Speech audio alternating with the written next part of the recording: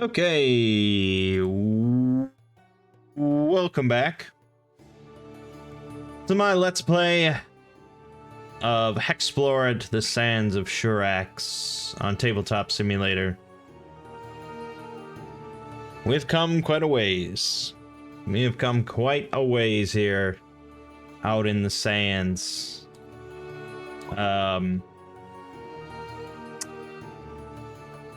We're doing okay. I mean, given enough time, I think we'd certainly be fine and be able to handle the Ravager. But that's the thing with Hexplore, is you usually don't have as much time. Well, unless you really work towards making sure you have enough time. That's the thing. So yeah. We're at 10. 1, 2, 3, 4, 5, 6, 7, 8, 9, 10 remnants. It's about to be 11 at the end of this next turn.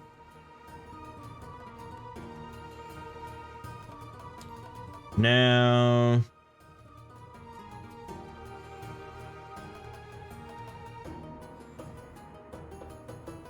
yeah. So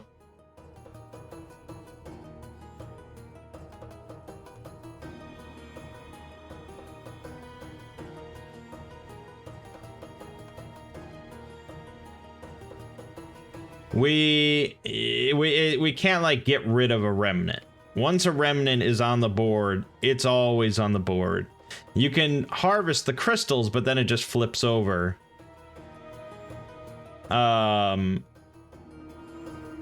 And it's still a remnant. So once there's 12, we kick over to Act 3. And, yeah. For Act 3, he's gonna appear every turn, and then, every round we take corrosive energy drain equal to half the number of remnants on the board. And that might be workable for a while. Eventually he'll, like, you know, destroy every city. I'm curious as to, like, what happens when you run out of remnant tiles. Because I would need to, hold on, I would need to find out. Let me just try and look up something real quick. Let's see. No, not that. Doubt I'll get the info I'm looking for. No. Oh, wait a minute.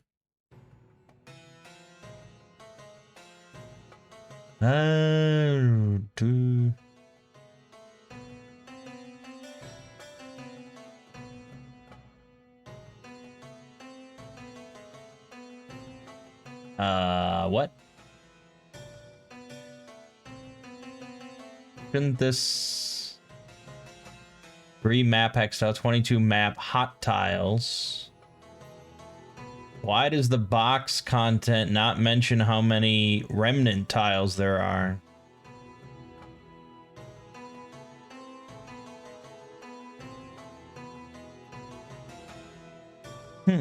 That's weird, right? Isn't that weird? Seems weird. Lists all the contents of the entire box. Everything that's in there. But it does not mention how many remnant tokens there are. And this is not something I can just Google. There's practically no info here. Maybe.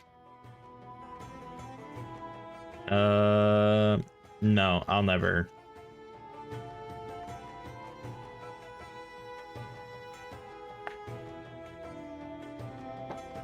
No, I mean, we're told.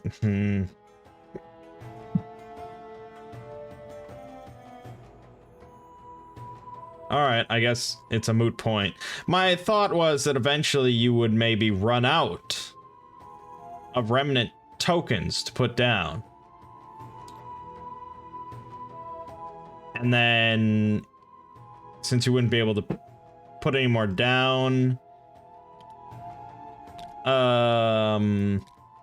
you'd reach a max limit of how much energy drain you could actually take. Based on this bag, though, there was like 36 in here. I guess we could just go off of how many ones have crystal tiles on them, crystal towers on them. But even that's a pretty hefty number. Yeah, okay. So let's see here. This one, this one, this one, this one, this one, this one, this one, this. I mean, that's still 3, 4, 5, 6, 7, 8 more to go. Which would make the total number 18, which I think is probably accurate to what the game is. I'm gonna guess. Still 9 corrosive energy drain around at that point. That's a little debilitating. Okay, anyways, let's just continue on as if nothing was wrong. We're gonna be camping. So this should be 15 then with the water skin. This should be +3. Yep, 17. Okay, let me check here. This should be...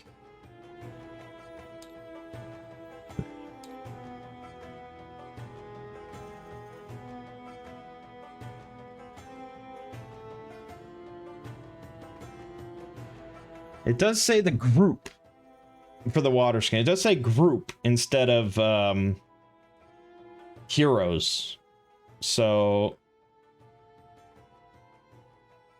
I mean, I think they mean perhaps group heroes. I don't know. I assume the Armada can be raised. I'm gonna go with that ruling. What is that? Don't do that.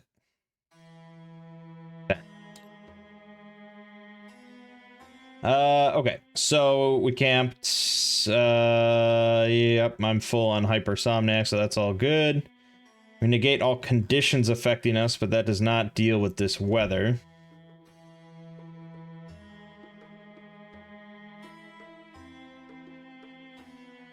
Yeah, I wish I could get rid of the weather. So now, oh god, I have to roll my skills for us camping. So I'm going to be taking 4 damage over here. And 1 damage over here.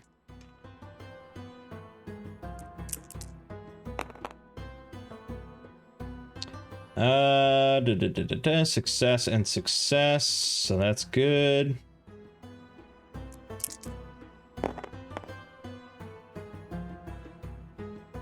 Success and success. That's good. Okay. Roll for circumstance, although we can discard it as usual. 1. The Cave of Aegib. A legend is widely known as any and all the land. This ancient cave is guarded by an elder spirit. Its fabled entrance appears in times of great need. Place the Cave of Aegib token on this hex. It cannot be destroyed by the Ravager. You place it on top of a remnant. Ooh, that would be sweet. Any hero may choose to enter the cave during the event phase and roll their skills. Heroes suffer damage for each of their failed rolls based on the group's reputation. Oh, what is our reputation right now? We are corrupt AF. Wait a minute, let me just see. I didn't modify it based on this guy. We had 3, right?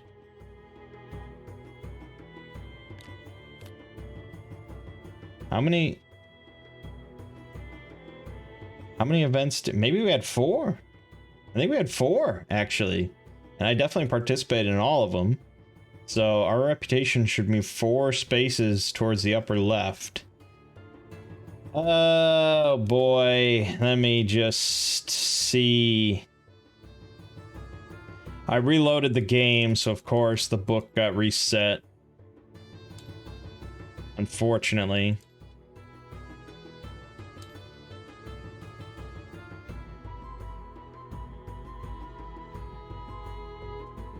Will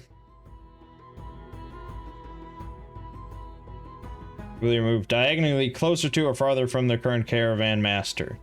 Okay. I don't know if that means just it's always a diagonal left. I think it's just... I guess so. I guess so. Move diagonally closer to or farther from their current caravan master. So it is a diagonal movement 4 times up to a certain limit. For us, that would be right here.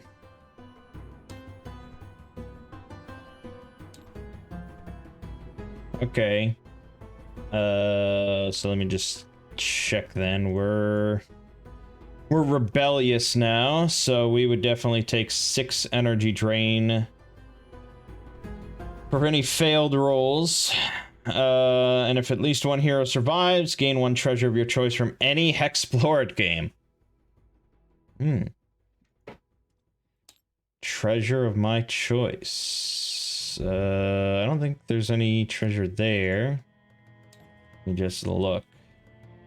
The Ring of Shadows.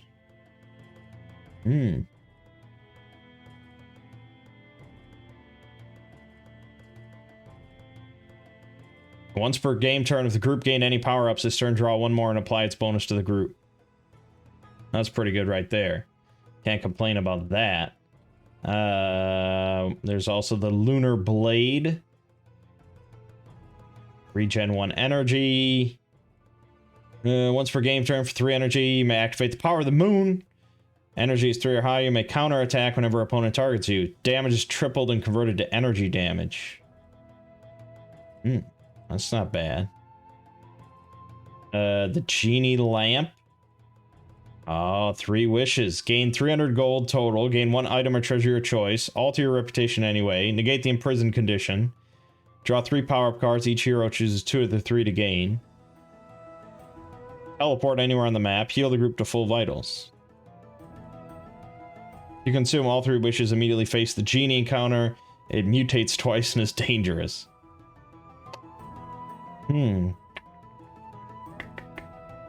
So lets you revive. Okay. Could revive with no energy. The magic carpet. You can teleport. Group to a caravan location adjacent to any quadrant.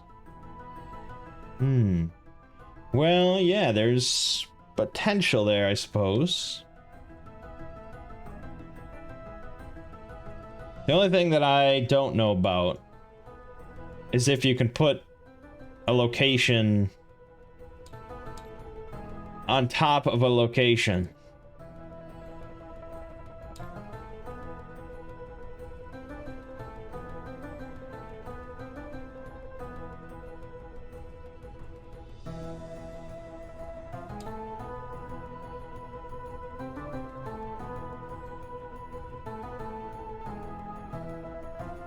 If the group gains a discovery on a location where another discovery location token is placed, move the new discovery token 1 hex away. Okay. Alright, then I might as well plop it down, you never know. That would be... I guess I should slip this out here. And we'll put the cave right here. Okay, now we go to the event phase, where we're trying to complete a mission, I think. We're trying to do this bounty. Yeah, we're trying to grab at least a couple. So we're grabbing the next magical nature or monstrous humanoid.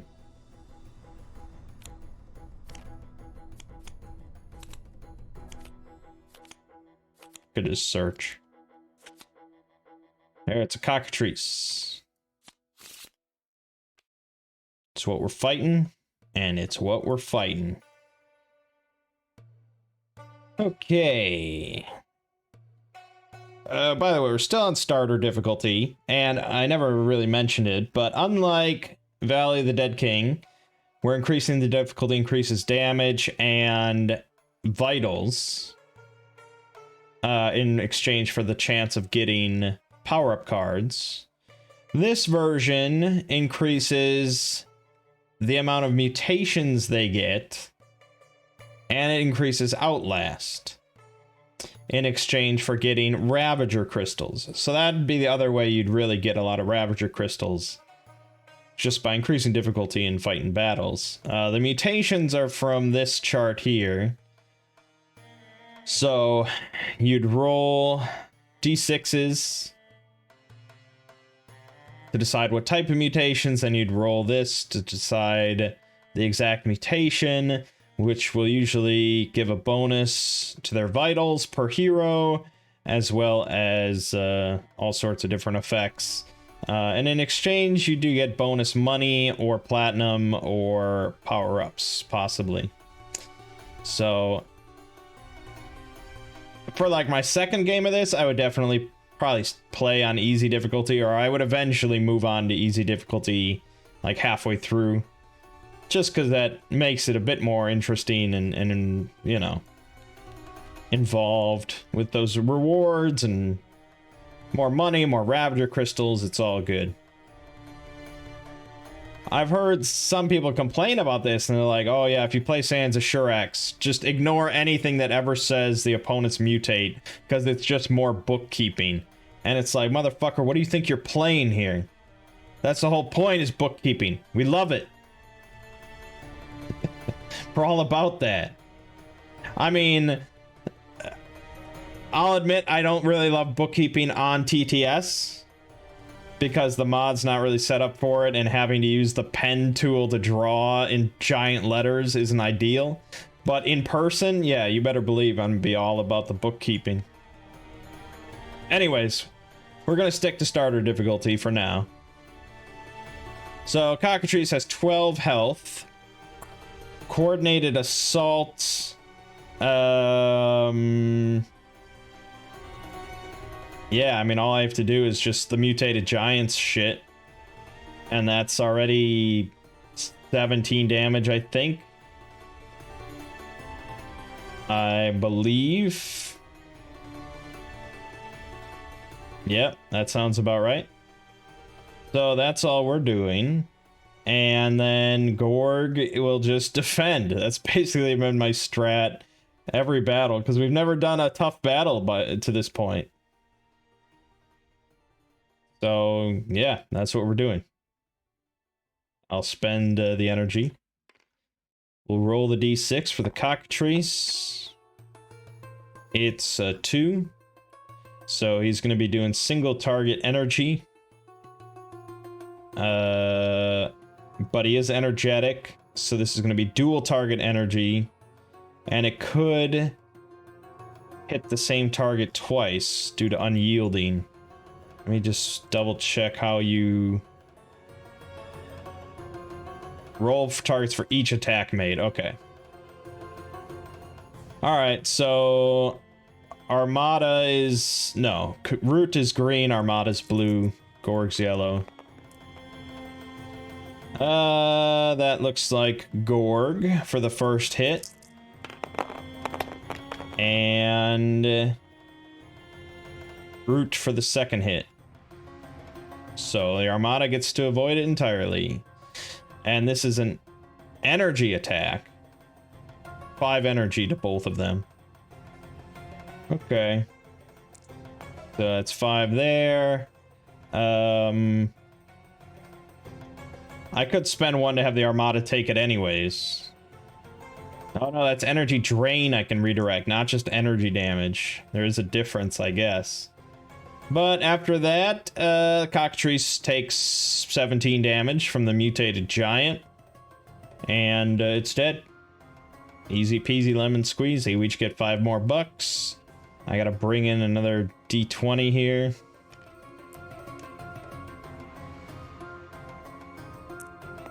And we each get 2 food, because we eat the Cockatrice as God intended.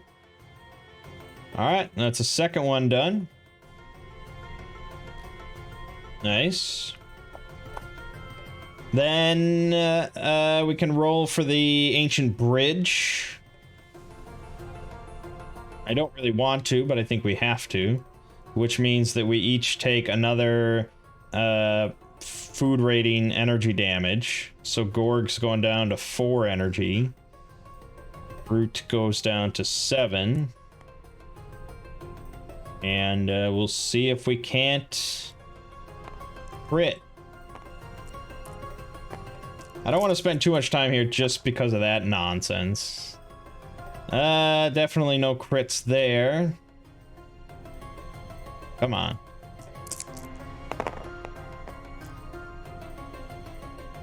Yep, there's a crit right there. So we gain 4 more platinum. Up to 17 now. Not too shabby. Okay, villain phase, the Ravager's gonna leave, so we're gonna be putting a crystal there.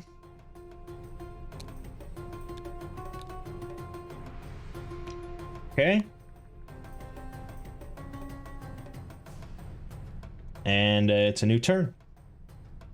All right, we're gonna camp one more time here so I can grab this escort.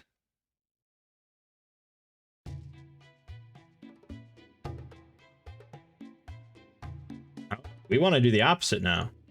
We're deep in that rebellious phase. So we want to do the opposite of the escort. And we want to get the guy and bring him to Nemsenet.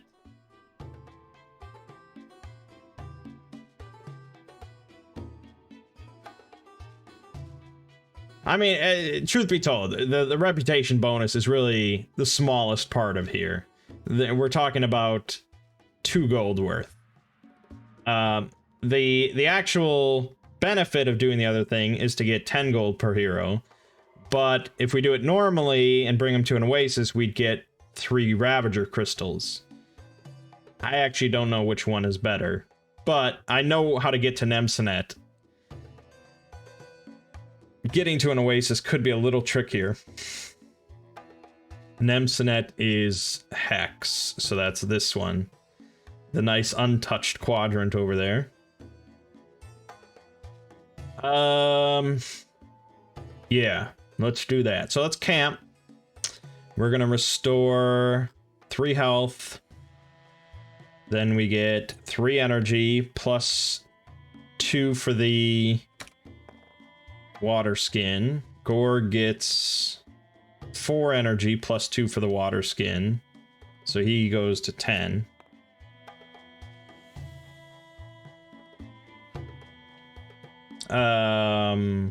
Then we have to roll skills. So we have to take the food rating shit again. Going down to 6. Going down to 11. It's gonna be worse if I actually have to eat food. 7 is okay. That's double success. That's another 2 gold. Over here. Crit and crit. Very nice. We'll take the 3 gold for the exploration. For the survival, I think we'll both heal in energy. That sounds good to me. Okay. Roll for circumstance. The 1. Unavoidable mirage. Fuck. Twice in the last few days, your mind has tricked you, causing you to see things that must not truly exist. It has cost you both time and valuable energy. Draw extra circumstance cards for each open slot, 1 through 4, until there are 3 cards in each slot. Each time you roll a circumstance in one of these slots, choose 1 card, then roll the 4-sided die. If you roll a hex, play the circumstance you've chosen. If any other number, face the other 2 cards. Okay, on the plus side, I think you can only have 1 nature card at a time. Only 1, okay, yes. So we get to dump this other bullshit thing. And instead we're doing the Mirage. Okay, so 1, 2, 3.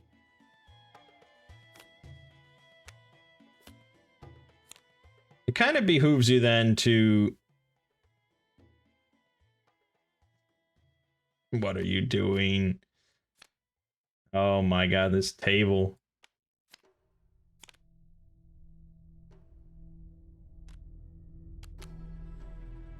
It kind of behooves you to sort of pick the worst one then of the three, because then you have the best odds of dealing with the other two, one of which probably will be a good thing or a neutral thing. Right, but anyways, that's what we got for the next 4 turns. Event phase, we're picking up our escort. It's not a skill check or anything like that. We just get him. And we're going for the opposite one, so we're going to Nesmanet.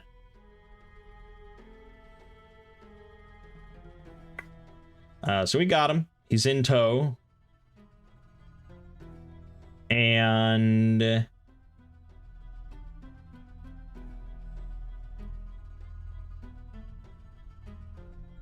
oh, shit.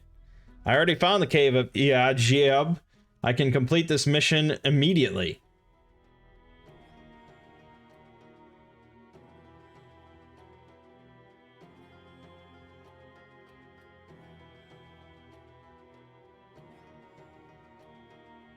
So I already get this. This is already done.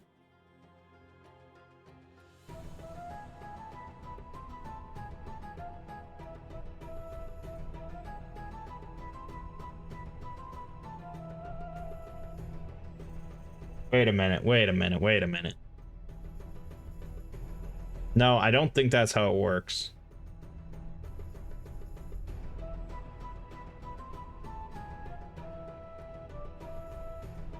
God, the wording here is vague as fuck!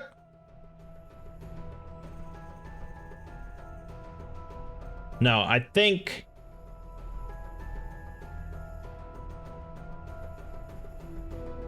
what they mean is when you're on the desert and you do the 2 navigate successes, then you complete the mission immediately. If not, then you locate the cave card and you play it when you complete the mission.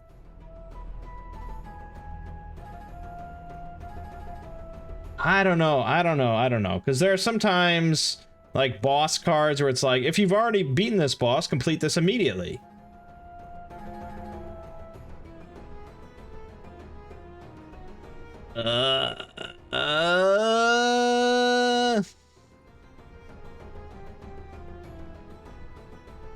Again, I'm never gonna find an answer.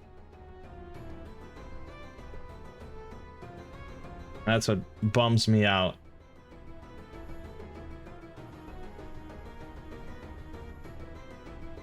It's like trying to interpret what the designer meant when he wrote this down.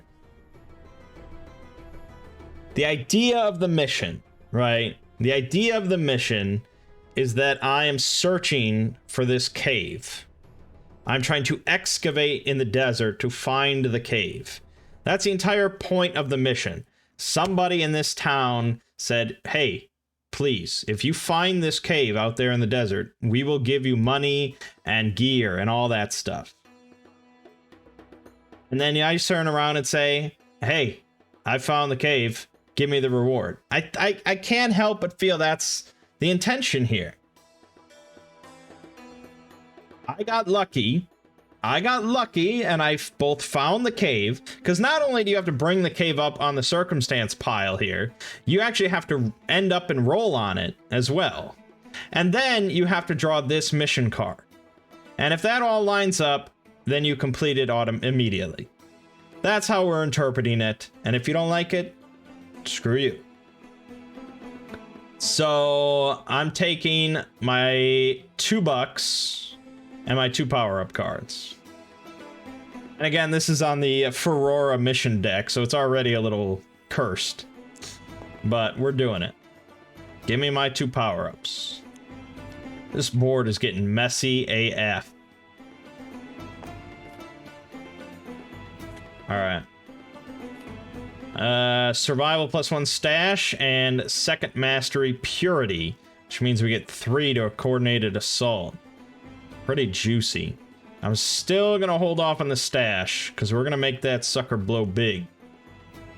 Explorer stash. And defend purity +3. Don't mind if I do. See how good it is to stay pure? Get reminded of it every time you draw one of those. Alright, so that's good. Could have done that at any point, I guess. Right, then we're rolling for the Ancient Bridge. I don't have to suffer energy drain. Or energy damage. I didn't roll any crits there. Didn't roll any crits there, so that's it. The Ravager is going to be rolling on where he spawns. He's going to be going to the second quadrant, which I decided was this. And he's going on the second spot. Right there. So next turn, end of next turn, Act 3 is going to kick in. So that's exciting. Let's reveal another excavation at a highland location.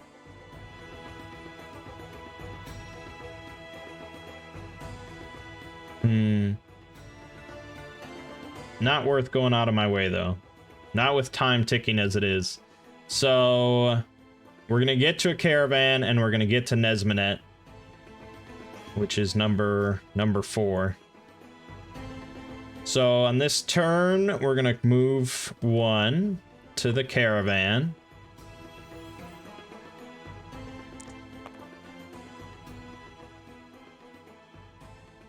I'm gonna heal 2 energy for the water skin. He gets 3. Roll them bones. Fail survival, fail exploration. No surprises there. Succeed on exploration, succeed on survival. Nice. Loaded with money that we're going to be spending in Nesminet. Alright, so let's see. Oh, we got to roll for circumstance.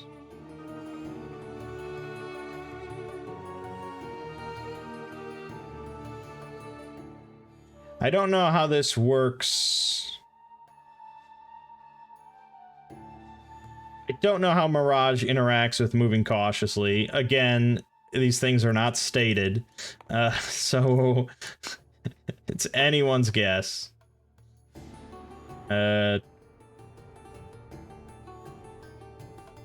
Okay, so I could find the Well of Sorrow, which is what we're looking for here, so I could immediately complete that. That's not bad. Then we have Stranded Merchant, who's looking to get back to any of the city-states.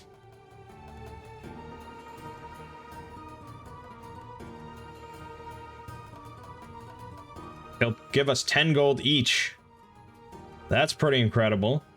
And then we have Ruined Pyramid that plays the Scarab Swarm as dangerous.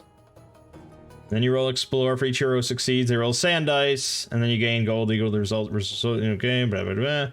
And then you teleport to any pyramid revealed on the map, blah, blah, blah. Okay. Till the end of the game, for 1 hex of movement, the group may teleport from one pyramid to any other. How many pyramids have I found? Is this is probably a pyramid, right? It's pretty small.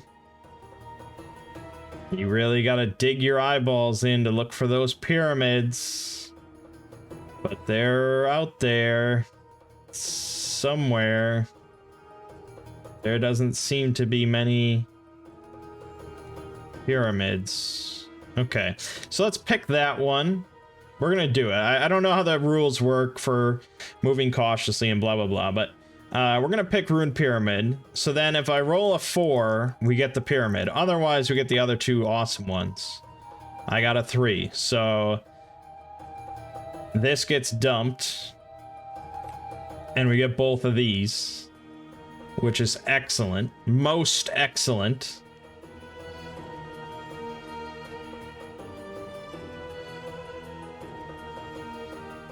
I don't know how discoveries work with with placing it on a caravan. I guess it's fine. It doesn't like remove the caravan, right? I'm assuming. It doesn't say. It again, how many times have I said that throughout these playthroughs? I would say it's,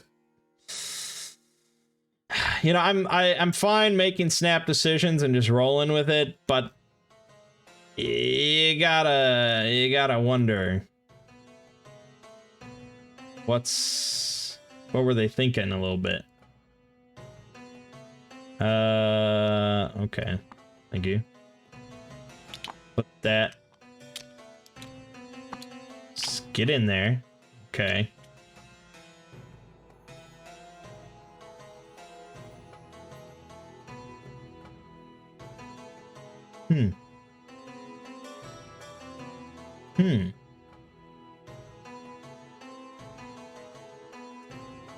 I mean, the Wells Sorrow's pretty good, I gotta say. Not too shabby at all.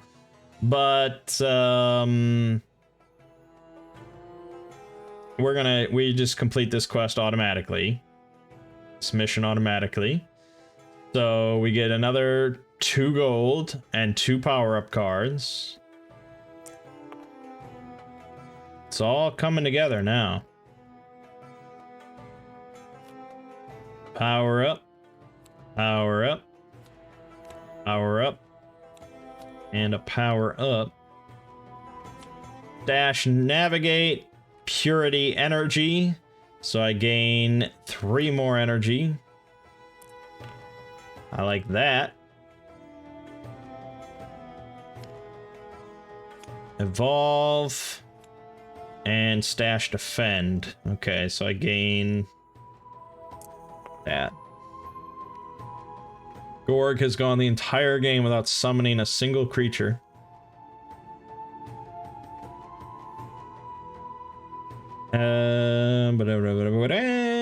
Then I think we replenish this. Lovely.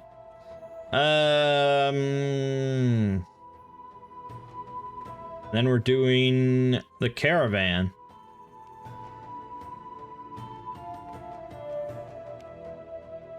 So, yes. We're gonna get Ishtiak. Give me a different one. There you go. Bringul the Wicked.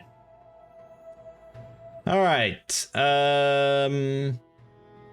Let's roll to see where he's going. He's going to 1. Which is the destroyed city.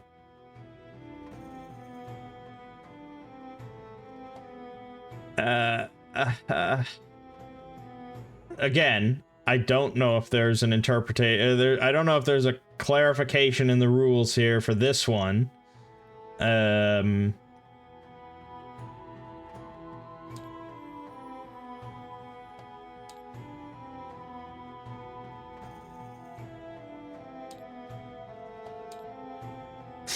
Oh god, so many things that can pop up.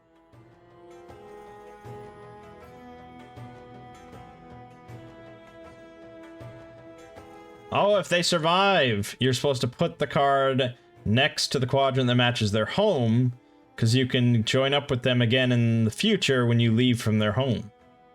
Interesting.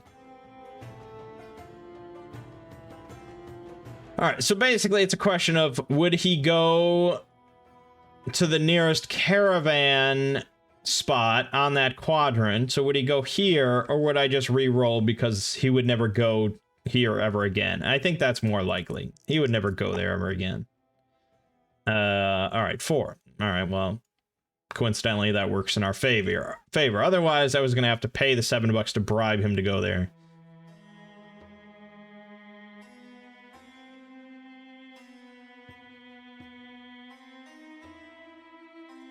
Alright, so for this guy, at the end we roll all our skills. If we fail all 3, the group becomes imprisoned. Brilliant. And that's whether he lives or not. Alright, it is what it is. Item cost is +3. No, I'm not gonna buy any food from this fuck. Alright, excavation site. Our number is 5. Stumbled upon a Feroran archaeological site. If any hero critically succeeds, the heroes uncover a dangerous find. Oh gosh, could become cursed. But we could also get a power-up. Alright, it's mastery tests, so let's go with, yeah, root. Go with root. He'll roll coordinated assault. Oh, that is actually a crit due to his 13. So that's good. That brings it down to 1. I get to roll the pyramid then. See what happens to us. We got a 2. So we each heal 4 energy. I think that only works. Yeah, okay. Works for me. Then roll your bolster. Oh, surprise, surprise, you fuck. So it goes back up to 3. Meaning that root takes 3. Alright, Gorg will roll his summoning circle. Okay, that succeeded. And his invocation. Fail. Brings us down to 1. Gorg takes 1. And then Bringle would take 1 as well. But if I get full vitals, I get +3 health, which I think is pretty good. So let's spend an energy to give it to the Armada.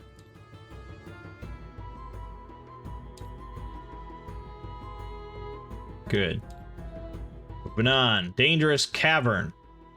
Okay. Why are we finding all these places? Number is 6. Isolated Cavern, which leads deeper underground. If any hero attempts this event, roll the 6-sided die. Oh, we could get a Circumstance. Or 3 plat. Yeah, oh gosh. A Circumstance or fighting a boss. Well, the level 1 boss actually would be kind of good. The only thing that would be kind of shitty is rolling for a Circumstance. Alright, fuck it. I could just ignore it and just have the Armada soak the 6 energy drain that would go to Bringul, and we'd be done, but fuck it. We need more power-ups. So, roll...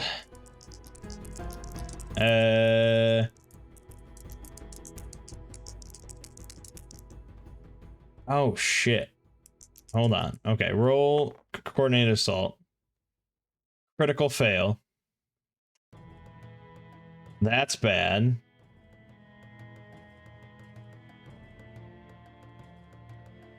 Can it go above its starting value?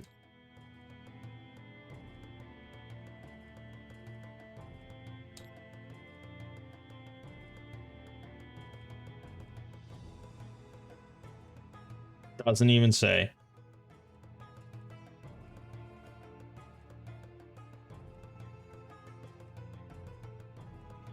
I'm gonna assume yes. I'm gonna assume it can go above its starting value. So that'll bump it up to 8. Then roll bolster. Okay, that's a success, so it brings it back to 6. What I was looking at was the sprite ability that I completely forgot about. Once per combat for 3 energy, you may use 1 additional ability you're not using this round, and suffer a +4 penalty to your target die.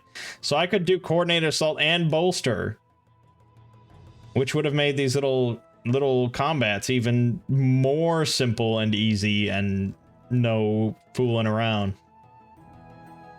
Alright, anyways, so now we roll... Well, let's do the 6-sided die at the end, because we're gonna continue on. At this point, I could have the Armada soak it. Nah, we'll do a little bit. Gorgle roll, summoning circle. Critical fail. Brilliant. And Invocation, which will fail. Or Critical Fail, going up to 10. Incredible! That really couldn't have gone any better. Alright, so spend 1 energy to have the Armada soak it. So they'll actually lose all 9 energy and a health. Going down to 26. And now we roll the 6-sided die. Hopefully our luck turns around. It's a 5, which means we gain 3 Ravager crystals. I don't know what I'll do with those, but we've got them.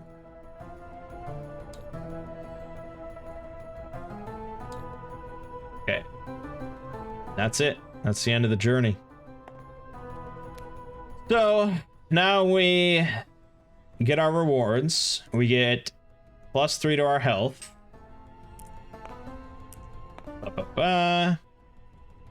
21 health over here. I have to get 2 more D20s. Jesus. That's a lot of health. Okay. Then we each get +1 survival, which is good.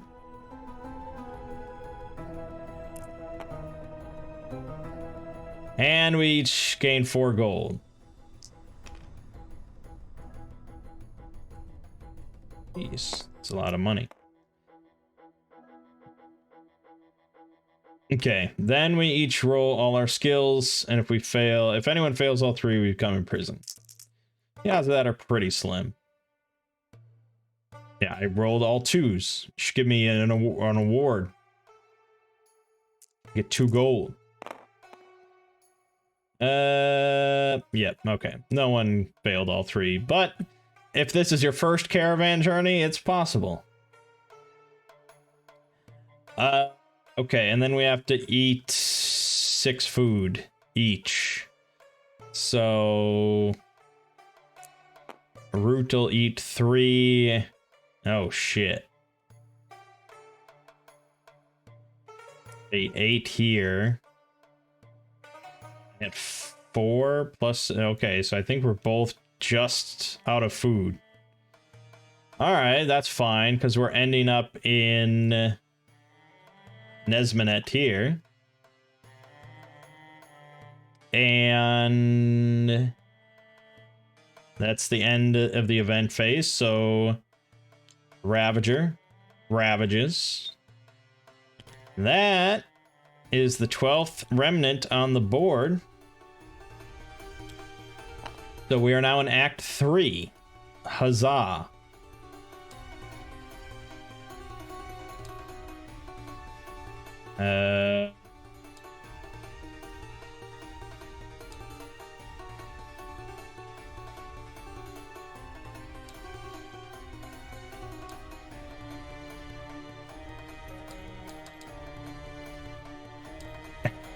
Hold on.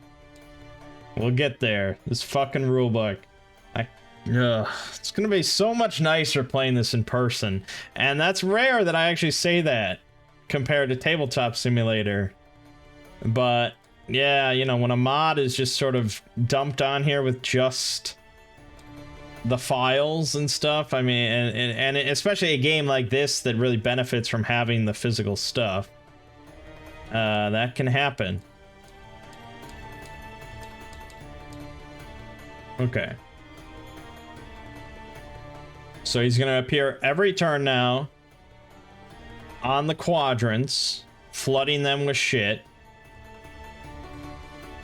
And now at the beginning of the villain phase, we're going to be suffering at least 6 corrosive energy drain. Corrosive means that we can't heal it the round during which it's suffered.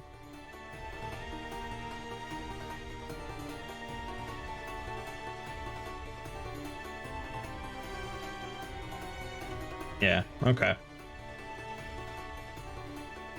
It is what it is. Alright, we're gonna be camping then. So this is gonna go... Yeah, this is going to full +2, so 18. 18, I said. And this is going to 17. Good. And then the Armada is healing. The health for sure. Energy would be at 5.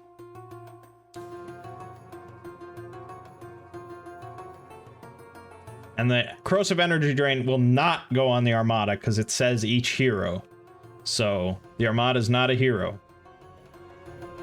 It might also say that for camping. Let me double check. No, the camp says the group. There you have it. Difference. There's a difference. And the water skin says the group. There you have it. Okay. I think we killed another thing. I think my aggressive should be at rank 1 now. We killed something at some point. Oh, yeah, we killed these two things. The cockatrice. So I've got aggressive rank 1. So I can permanently reduce my defense rank by 1 and increase my attack rank by 2. I will do that. Alright. We don't have to roll for anything. The Mirage is at 2 now, and we're going straight to the city phase, where we can spend some money in Nesmanet. We can train on energy, attack, or explore.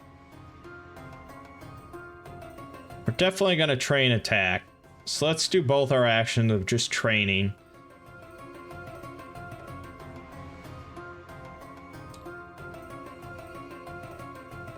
It's 5, 11, 18, 26. So 26. And then we go up 4 ranks to 16.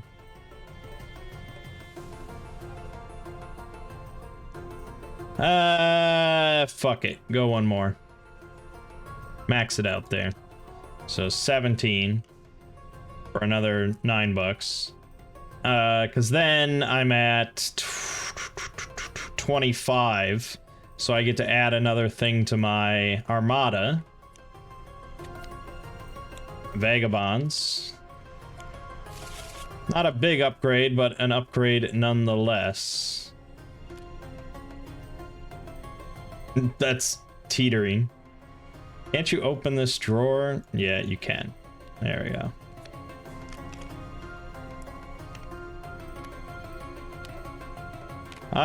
Okay, so that increases our rank by 2. So that's all good. This becomes a 16. Like that. 16. Yeah.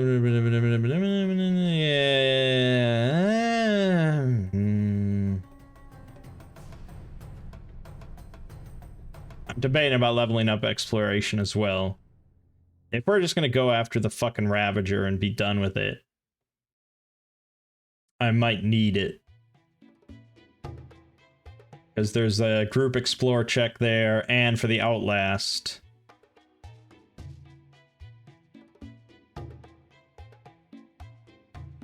Well, the group the Outlast thing, you pick a skill. But yeah, I guess it makes sense to just have one that's pretty good. So we'll spend another 9. Raise that up to 7. Because my other skills are going to be boosted by this stash thing whenever I do that. And I should actually hand in my quest now. Because, oh, we hand in the Stranded Merchant. We each get paid 10 gold. And we may move our reputation 2 points in any direction. We might as well, we're already where we want to be. So I guess fuck it. So just take the $10. Take the $10. And that's that. He's done. Then for quests being handed in, it's just, This one, well, it's 2 of these. So this one, we get another 10 gold. Plus 2, so we each get 12 gold and 2 power-ups. Damn. 12 gold. 12 gold. And 2 more power-ups. Good. I mean, if we can't beat... Well, if we can't beat the Ravagers, because I don't have a healer. That's really the only reason. Then we'll hand in this one, where we get, we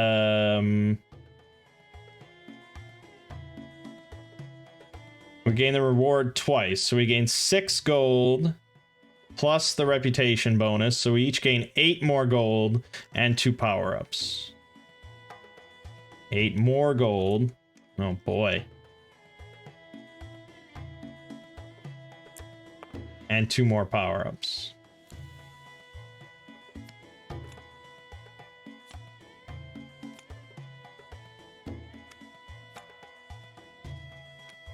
Alright, let's see what we got. Oh, so many stashes. Okay, I got this one evolve, which bumps this up to 12.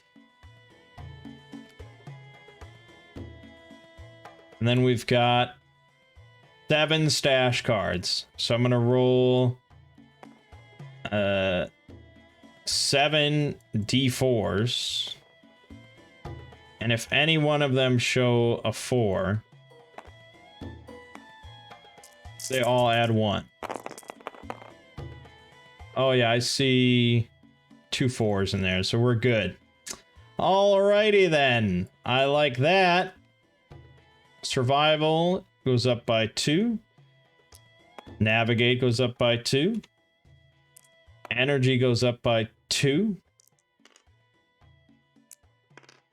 Health goes up by 2.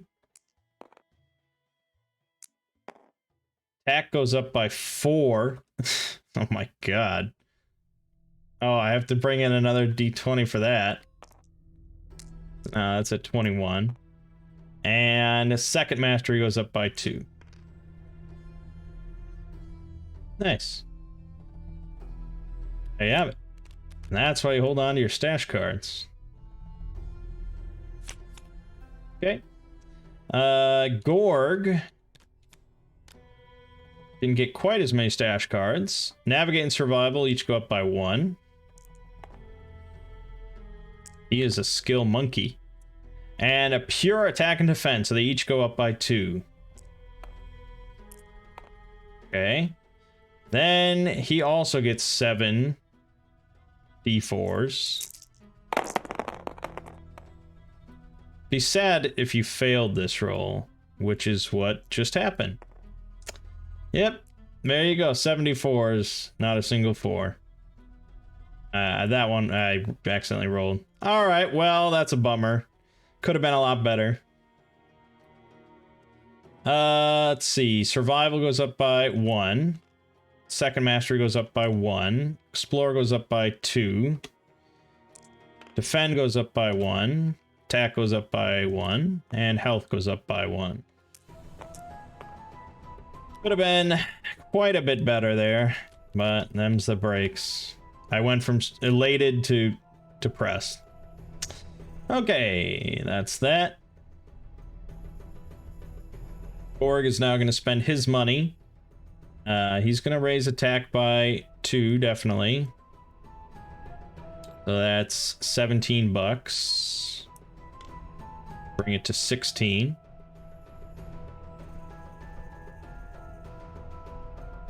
Energy and explore, just, I don't know. It doesn't seem super worth it. I guess we'll... No, bringing it up to 10 is pointless. You fail on a 10 regardless. It would be basically worthless. Is there anything good here to buy that costs a lot of money? The bag of holding. Belt of many pouches. Okay. He can buy the belt of many pouches. Belt for 15. All right. There's no limit to like what you can carry or anything like that. Actually, that should have only been 14. Give me my dollar back, you asshole. There's no limit to the stuff you could carry.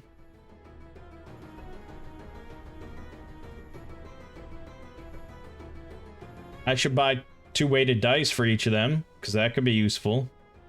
Or more importantly, we take another trip. End up in one of the other city-states. God, yeah. Ferrora being gone means we can't train our masteries anymore, which sucks. Then Drea, I could train health and defense. Oh, well, on Drea, you can purchase items from any Hexplore game. That's pretty funny. As long as the item has a gold value, you can attempt to locate it here. That's awesome. So you could buy stuff from, like, the shrines in Valley of the Dead King and stuff. That's pretty funny. Alright, buy 2 weighted dice for 14.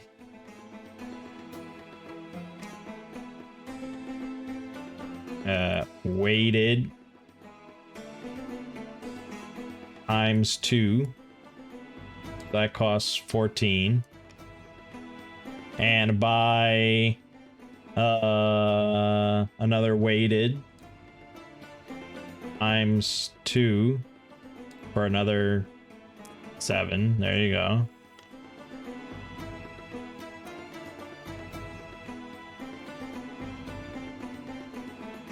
Oh boy.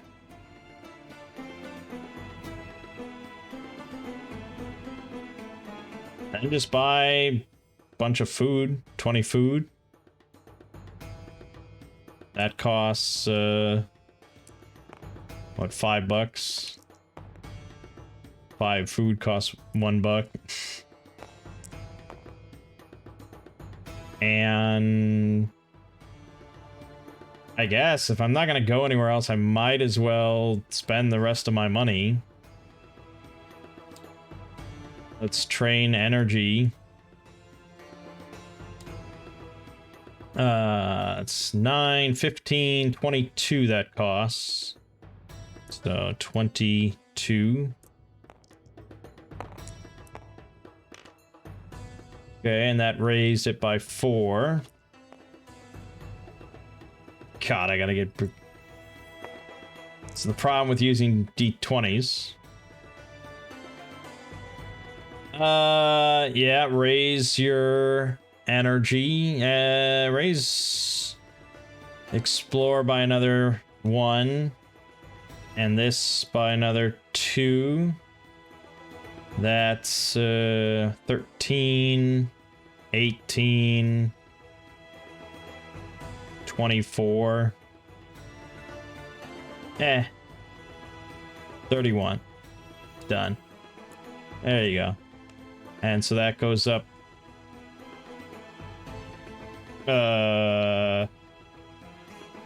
This goes up by 1.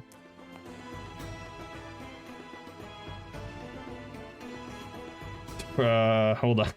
My numbers here. 13, 18, 22. Okay, so I'm raising it by 5. Gotta bring in more D20s.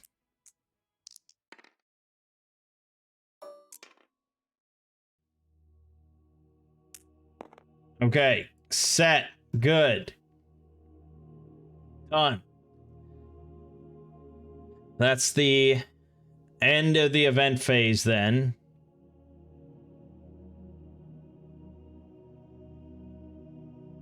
I have to roll for mugging apparently. No, I don't care. They can take 1/10 of my gold. Which is like 1. They can take my gold. There we go. I'm not even gonna bother. Okay. Start of the villain phase. We take corrosive energy drain of 6.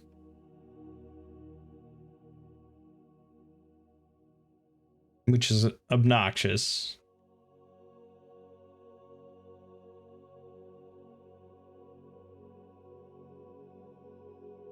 Let's have Gorg, and instead of losing 1, he'll spend his 2 that he had to stay at the bathhouse in Nesmanet, so that this goes back up to full. Okay, 6 corrosive energy drain.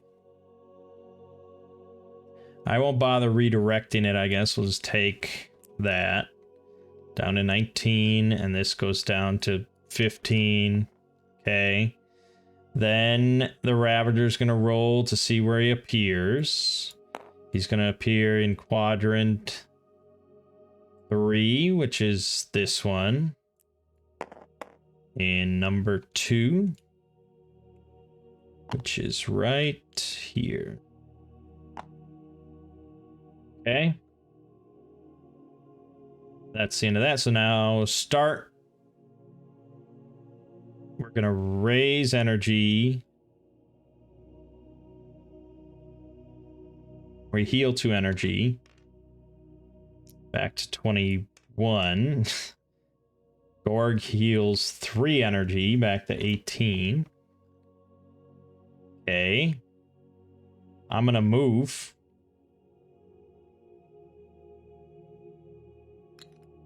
We'll move 2.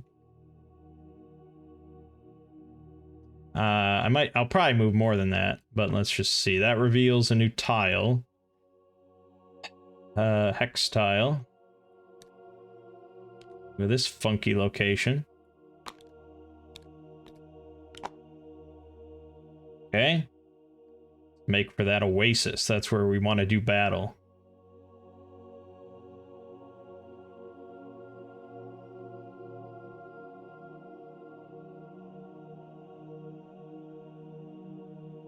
Yeah.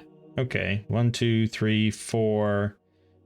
I guess I'll move recklessly because we're going to heal all our energy anyways. Yeah. I'll spend a hypersense tonic, so we move cautiously while moving recklessly, just like in real life. We do have to roll skill dice. Succeed on explore. Succeed on survival, so that's fine. It's hard for us to fail any of this shit. It's just a 10% chance, really. Crit explore, succeed on survival.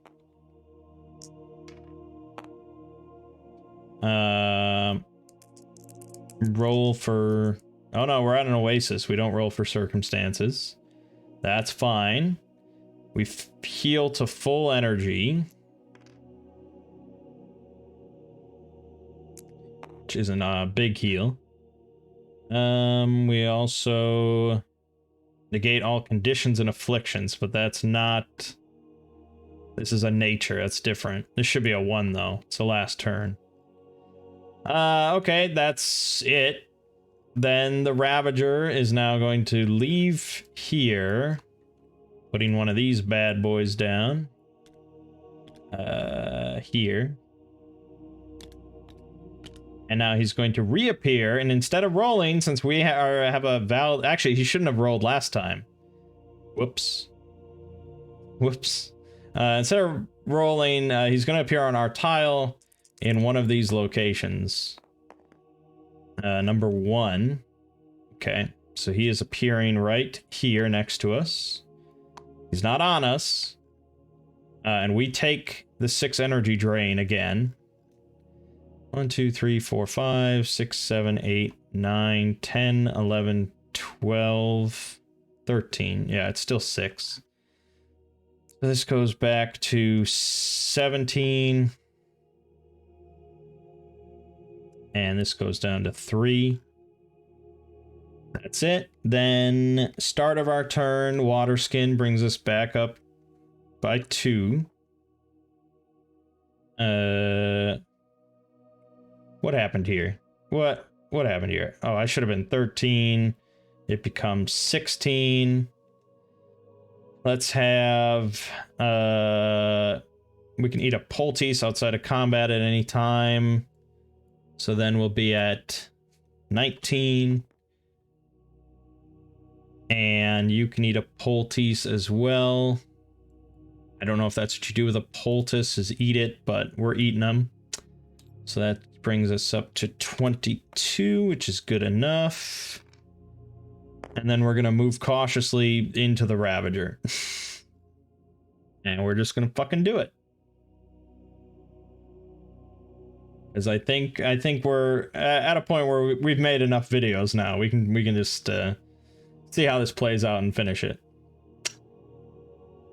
I think you sort of skip everything out. I don't know if you do any other phases or anything like that.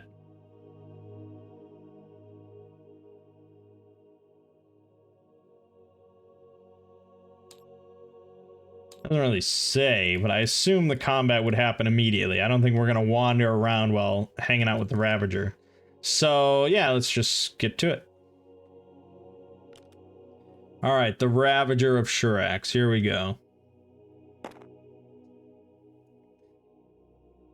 Oh boy. All right, so he has a passive ability. This is just a passive regardless of difficulty, not even considering his moderate passive.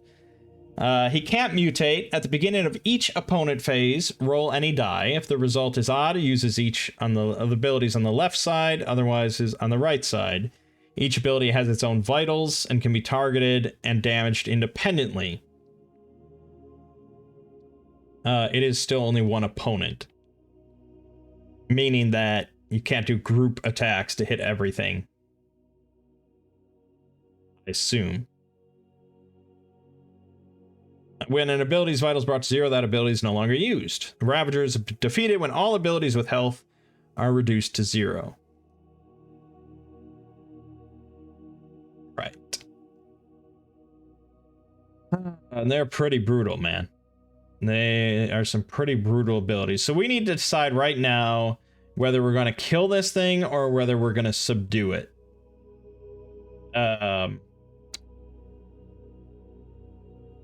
Reduce Ravager's energy and outlast vitals to 0 to subdue, or reduce health to 0 to kill. Technically, yeah, he does have more health than energy, but there's the outlast thing, which we could be sitting here a while.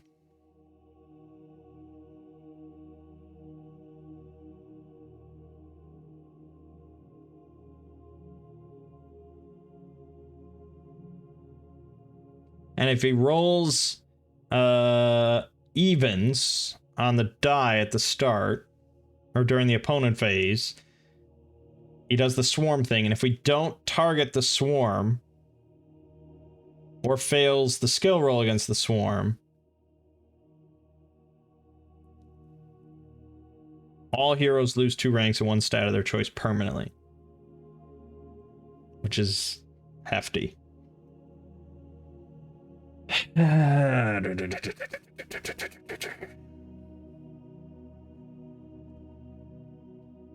On any round in which a hero fails their skill roll against a swarm, all heroes lose 2 ranks. So you both have to succeed. But I think you can choose which one of the 3 you want to roll for. That's at least nice. Let me look at the summon possible here. We actually have a lot of encounter cards out here. We've got the genie in play, so we can summon the genie.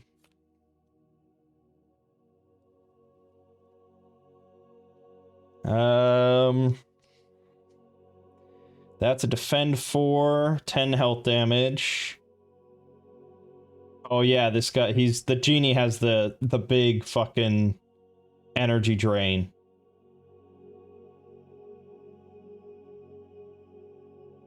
Yeah, so I think that's our principal strategy, is we're going to try to subdue him. Okay, we're going to see how that goes. I mean, that's a boss strategy for the very first thing that Gorg has ever summoned in his life. He's summoning a genie to drain the Ravager's energy. Alright, so first thing is first. Let me look at the Armada's energy drain abilities.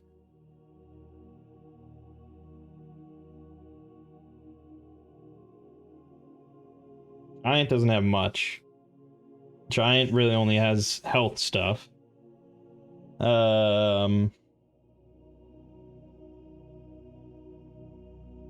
Raiders have 6 energy, and they block 5. And he can surround them, which doesn't do much to the Ravager.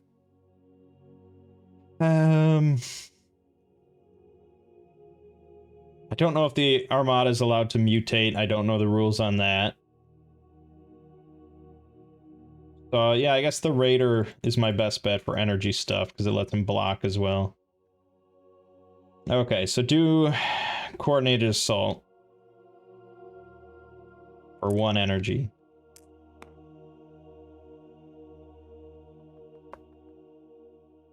I can only do the sprite thing to do a second action once per combat, so that'll have to be a specific time. And then Gorg is going to use Summoning Circle to summon. And that's what it is. Alright, so first we're going to roll a die. If it's odds, he's doing the left side. Even, alright, he's doing the right side shit.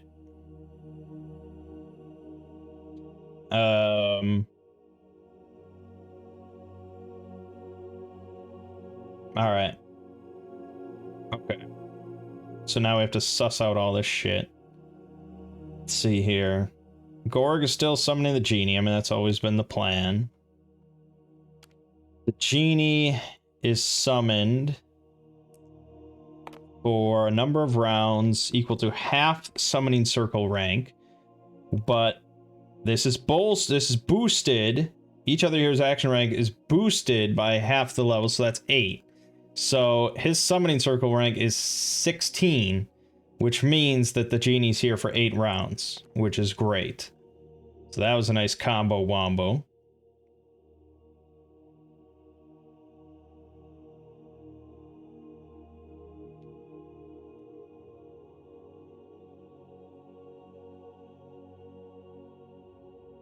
I'd never hit rank 5 invocation because I'm an idiot. So I don't actually get to pick the genie's action, which sucks. So that's nice.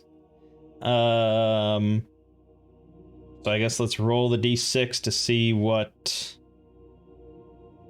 action the genie is doing. Wherever I put my d6, it's probably under the giant Ravager of Shurax. Yes.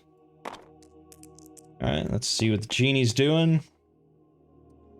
He's doing 6, so triple target unyielding health. And they each reduce the damage they deal this round by 6. Okay, unyielding means that it can hit the same target multiple times. He's one opponent. Okay, I think I still... I think basically that means is I'm picking one target and I'm doing that damage 3 times. But that's kind of a bummer because we're not going for health damage. But you still probably want to, I guess, kill stuff. So...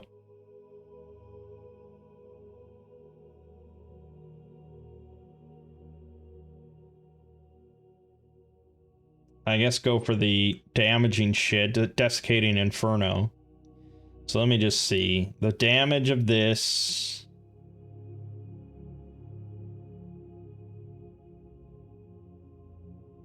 I don't think that's... Okay, that's not boosted by that. Okay, okay, blah, blah, blah. Okay, it doesn't get any damage bonuses, but he does get to roll the 6-sided die as an extra that can Hexplode. So basically he's doing 18 damage, and that's that. So this should be 132. But also we have to, I don't know why I wrote that before I rolled.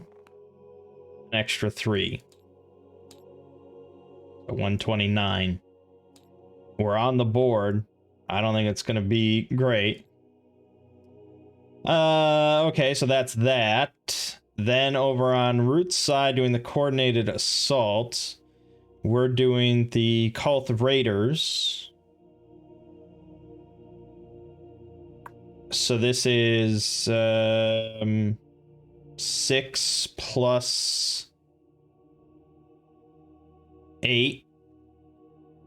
Oh god, that's only 14.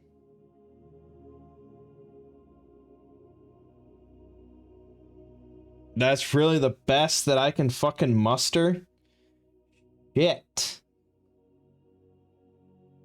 This is gonna be terrible. But it's like, I don't know what card could I possibly have pulled that would do like absurd damage, you know?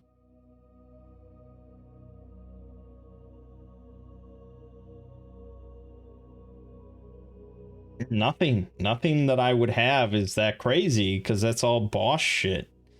And your Armada level would have to be insane for it to boost it by much. So, yeah. Great. I don't know if the commander's actually that incredible in a 2-person party. So basically we're just doing 14 energy damage. Great. So that's a number. 86. Here. Okay. Now we get to do all his shit. Starting with Godly Presence, each hero rolls a stat test and applies the result against each of their abilities. Rolls a stat test and applies the result in each of their abilities. Oh, okay, so we roll a d10 and we compare it to all 4 of our abilities. For each number that fails, suffer 2 piercing health damage. If you critically fail the stat test, you become blinded and vulnerable. Okay. Gorg. Oh, wait a minute. Oh, no, this isn't a skill roll. Okay. So he rolled a 5, which means he only fails 1 of invocation. So he takes 2 damage. All right, Root has pretty much better numbers across the board. He got a 6, so that's all successes. We're fine there. Group. So this is going to be everyone, all 4 of us. Each target becomes irradiated. 1 for every 10 energy this ability has. Yet. So that's irradiated 8.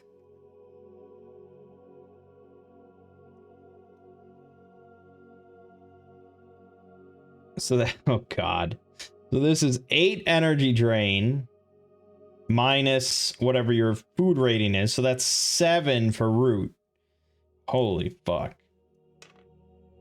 Going down to 14 then.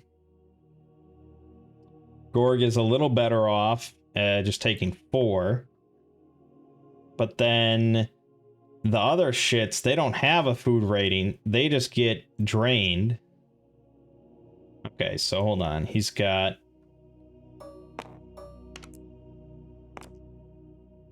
So he'll be at 22. Can't really... Just put it at 2, I'll know. And this is at 18.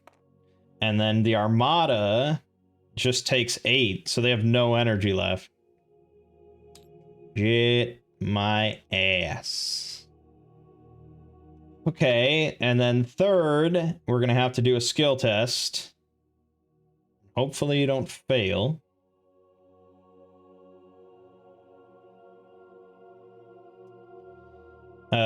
So Gorg will roll against, doesn't matter, navigate.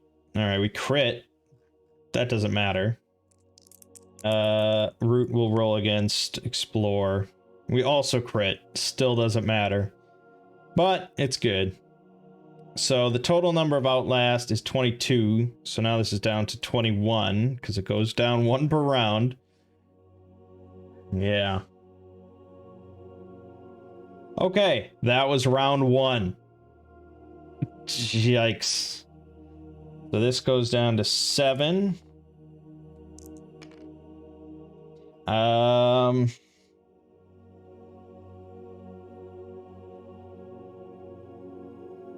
Honestly, Root would be better off just attacking and doing 21 damage a turn and just forgetting about the Armada.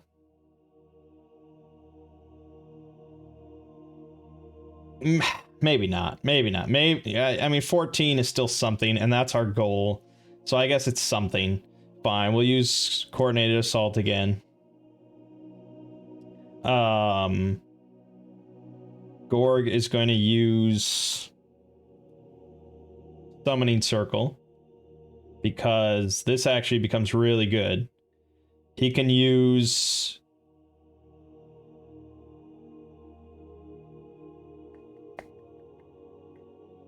Oh, no. No, he actually shouldn't have taken that energy drain. He was not an individual target. Oh no, but he would still be part of the group. He's just not an individual target. I don't know the rules on that, but all right. So now when he uses summon, he gets to use Phantom Strike as well. And Phantom Strike he can use to deal energy damage, 16 of it. So, yes, do summon. Okay. The Genie is going to be attacking this turn with, come on, 4, yes. Perfect. The big fucking energy attack. It's amazing.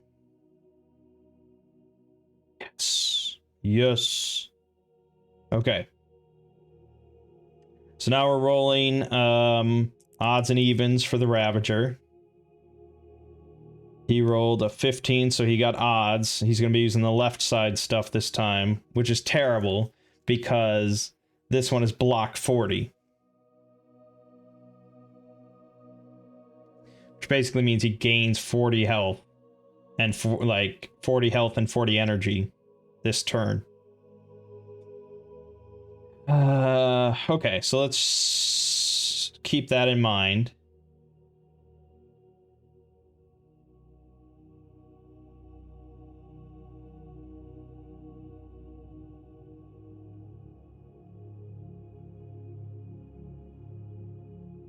Yeah, okay. So, start with the Genie. He's going to be doing energy damage equal to half the total energy rank to one thing. So that would be 50 right here.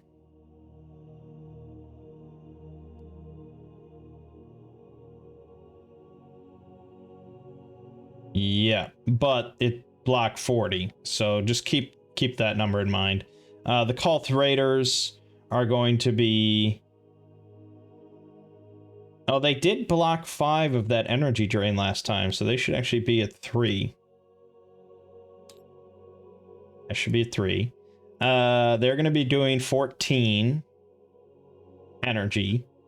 So our total number there is so far is 64. Then Gorg's going to come in with Phantom Strike. That brings it up to 80. No. Yes. Yes, 80. We add a d6 as well for the Genie. Don't go under there. It's 4. So 84 at this point is how much we're doing.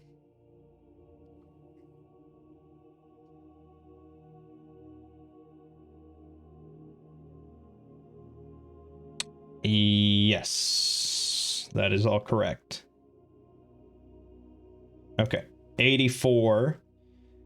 Which would be awesome, but we have to block 40 of it. So really we're doing 44, which brings this down to 42. Still pretty good. Okay, now we do all his shit. Group health and navigate. Targets suffer 6 health damage. Those who succeed suffer half as much. Strengthen this damage by 2 for each other ability at 0. Alright. Gorg can take a group attack solely on himself.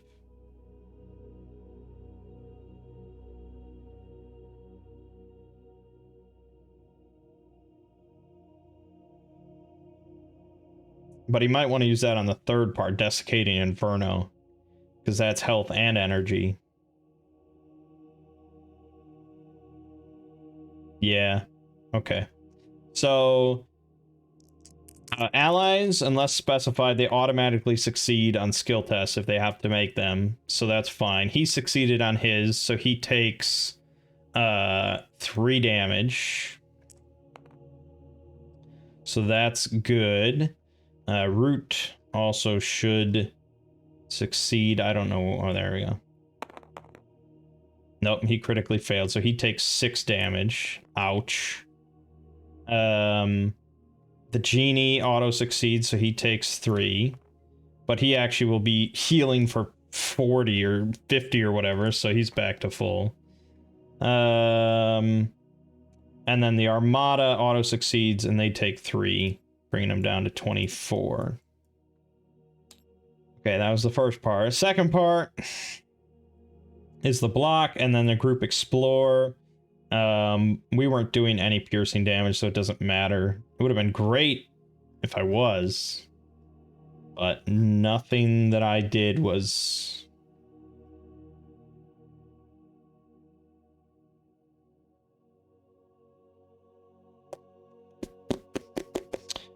Debating about surrounded. I don't know how that works with like this target. Like energetic is have at least half your energy remaining, but I guess he would have to target. Then surrounded does health damage. So if I'm targeting this part right here with the energy and it takes health, it doesn't. Yeah, whatever. Yeah, so we don't have to care about the roll, it doesn't matter. Then the third part, Desiccating Inferno. This part, I'm gonna have Gorg take on himself, so he has to spend 4 health to force it on himself. He takes another 4 health and energy damage.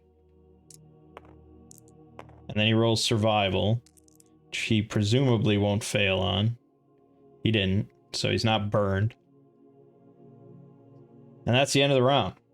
Okay. Getting a little dicier.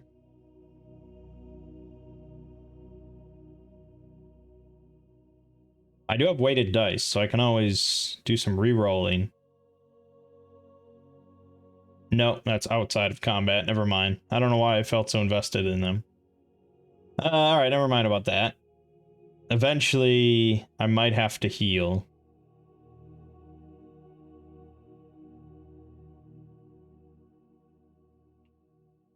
Yeah.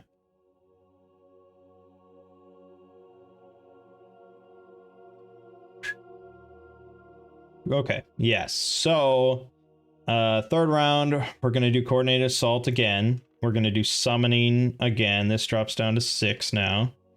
We have to just bank on those genie rolls. The Outlast should still go down even though he didn't roll that. That's down to 20. We're saving that for last, I guess. Alright, let's roll for the genie. Come on, 3 or 4. 3 or 4. 3 or 4. 3 or 4. Nah! Great. Okay, it is what it is. We could have finished off this thing this turn, but odds are evens. It's evens, so he'll be doing this side again. Okay, the genie is just doing another 18 damage over here. So that's brings this down to 111. Not that it really matters.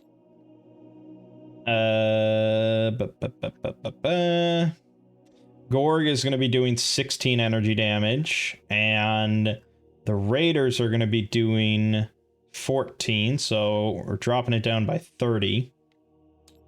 12. Whoop. 12. And that's pretty much it on our end.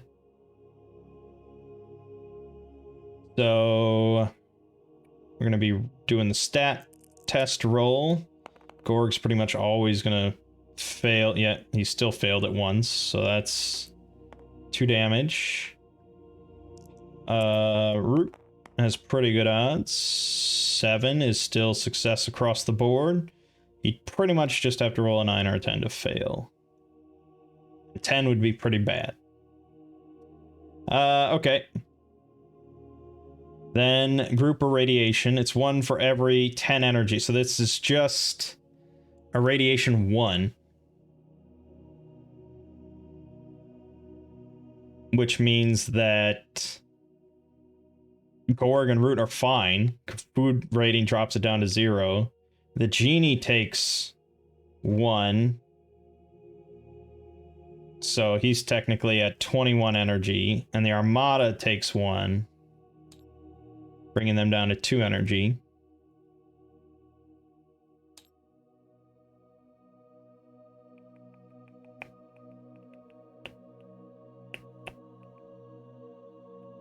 I feel like they have to spend the energy for this, though. I think I've been fucking up completely. That's a problem. Then I'll have to switch to the Desert Harpies for 1 less energy damage. Yeah. Okay. So bump this, change this to 14, I guess. Okay. That's all that. I didn't roll for mutations ever. Or irradiation.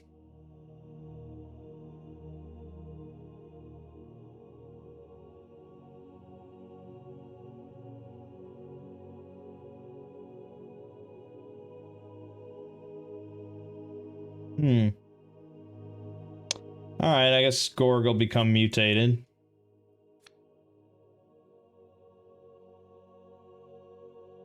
Okay, I can discard this to gain a power. Sounds good. Oh, nice. +1 to his second mastery. Root just basically has to roll, like... Yeah, he's fine. Okay, and then finally, the third thing, we each have to roll a skill test. Doesn't matter for Gorg. He succeeds. Root will roll for his Explore. He succeeds. So that's all good. And this number drops down to 19.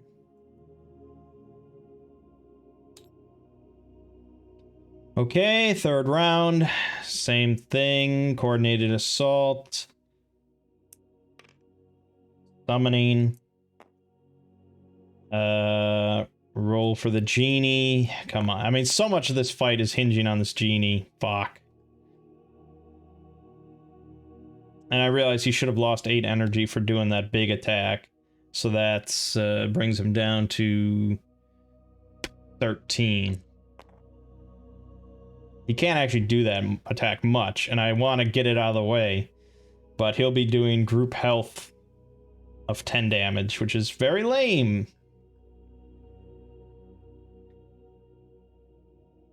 Okay. The Ravager is doing evens, so he's doing the right side again. Okay.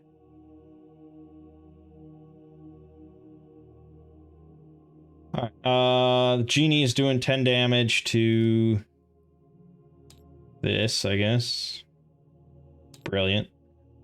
We're having the Desert Harpies do 13 damage. Is that right? 5 plus 8 is 13. I guess actually that would be perfect, right? That would leave him at 1, which means that this ability would actually do 0, right? Oh no, it's minimum of 1. Okay. I guess that works. It's not great, but if I bring it down to 0 all the way, everything else he does gets strengthened. So let's just leave it at 1. Gorg will hit the top part then for 16, bringing it down to 184.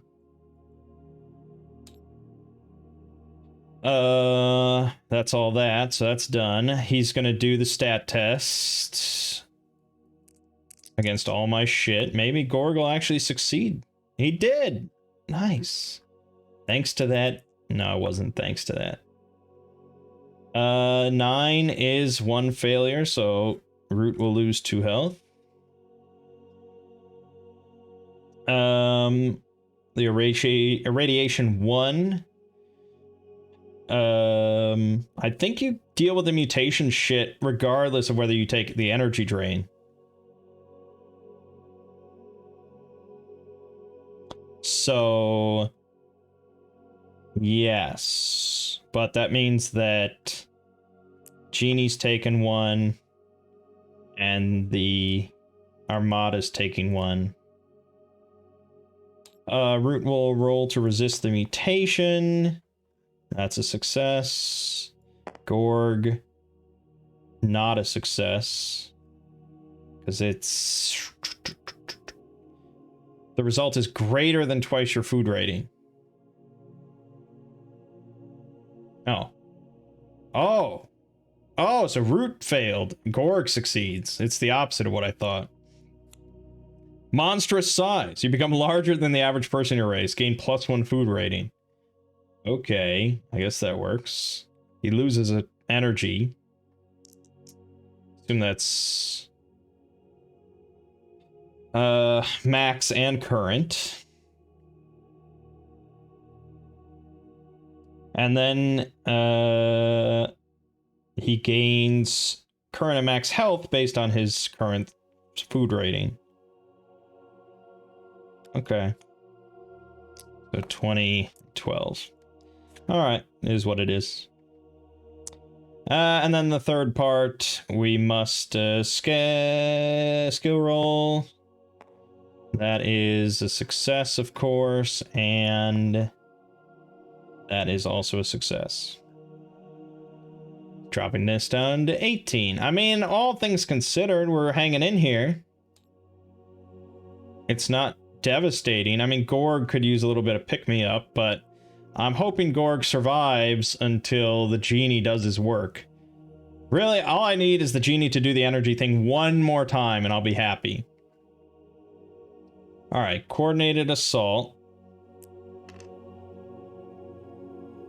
Genie ticks down. We're summoning again.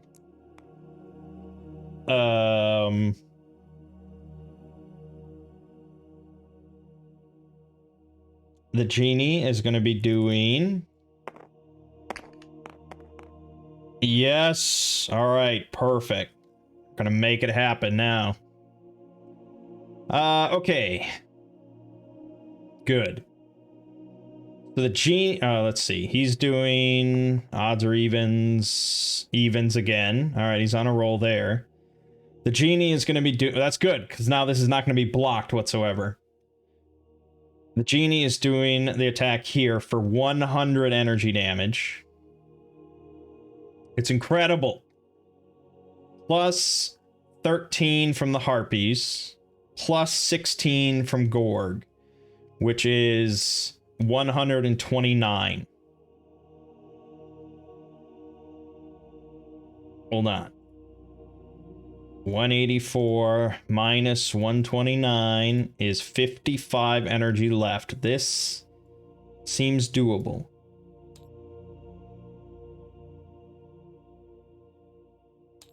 Good. That costs 8 energy here.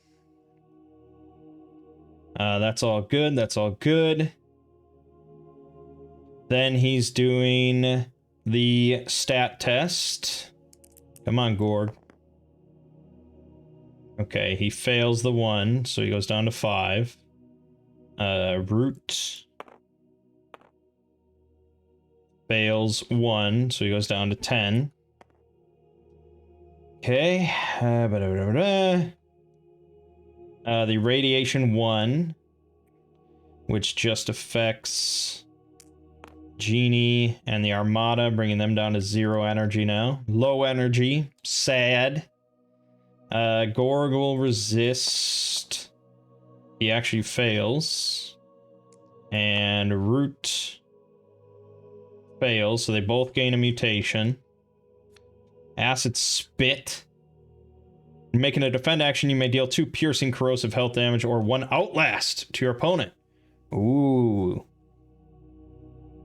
So he gains another -1 energy. But he gains +1 to his first mastery. Okay. That could be useful.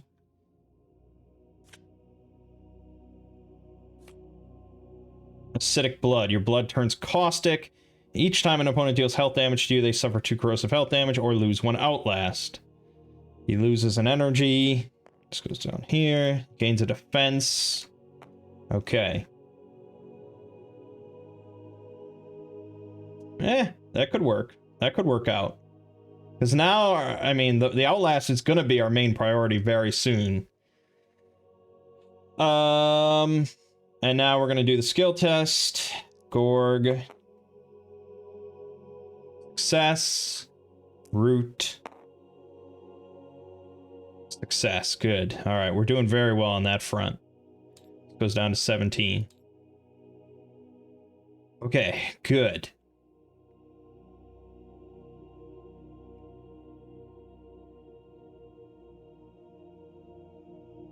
Yeah, we're doing this, baby. We're doing it. I mean, we're on the easiest difficulty in the game. But the fact that I didn't bring in a healer, I mean, this feels nice. We're making it happen. Okay. Do another coordinated assault. I want to bring those energy numbers down to, like, almost 0. Let's do another thing. I might as well summon.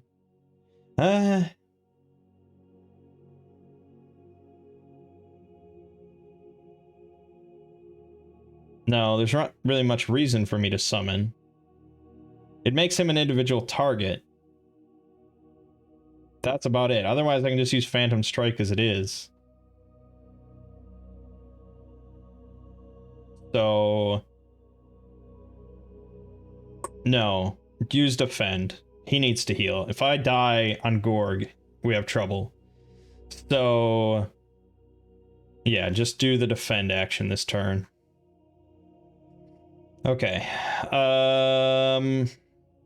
Then the Genie is at 3. Roll for the Genie. Now he gets a 3, but I can't do much with it. He's going to be doing an attack action at half damage. So he's basically doing 5 damage to something. Okay. The Ravager. He rolled odds, so he's going back to this side, which sucks. I am not going to break through the block 40 this time.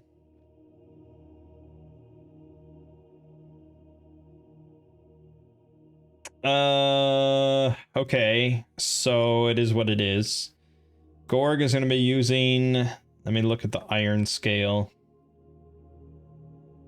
Heal 6 health or raise 6 energy. Let's go with heal 6 health.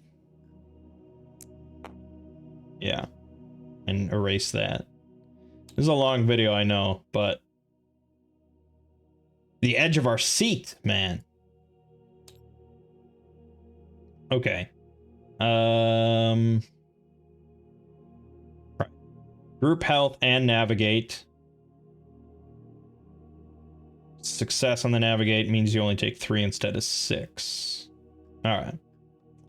Gorg should succeed. He did. Root should succeed. He doesn't. So Root takes 6 damage. Ouch. Gorg takes 3. The Genie takes 3. The Armada takes 3. Now it's all starting to add up. The other side's so much better. Then he blocks 40. The other stuff doesn't matter. Then group health, energy, and survival. So no matter what, everyone's taking 4 health damage and 4 energy damage, which means that Root is fucking dead. Unless I use the Iron Scale potion on him instead. But then no, I would be dead. Gorg would be dead as well. Either way.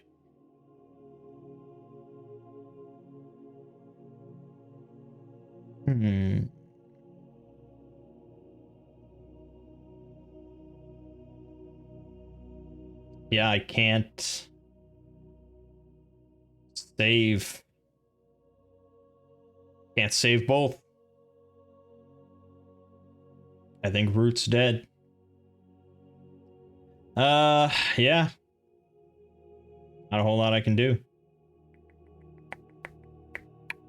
So he's dead. The Armada's gone. It's all up to Gorg now. Gorg will roll his survival. Okay, that's fine. So he doesn't become burned. But I do take the 4 and the 4. So that's not good, because I can't out-heal it. It basically comes down to him rolling evens every time. That's the only way that I can really make it work. And even then, I'll be taking the 2 piercing, so I don't think it's going to end up working. Acidic Blood, I got hit twice, so he loses 2 Outlast for that.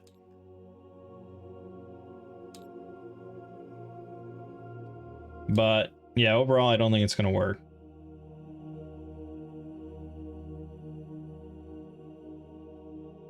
Alright, Genie goes down to 2. I guess I'll use Phantom Strike, although it doesn't really matter at this point.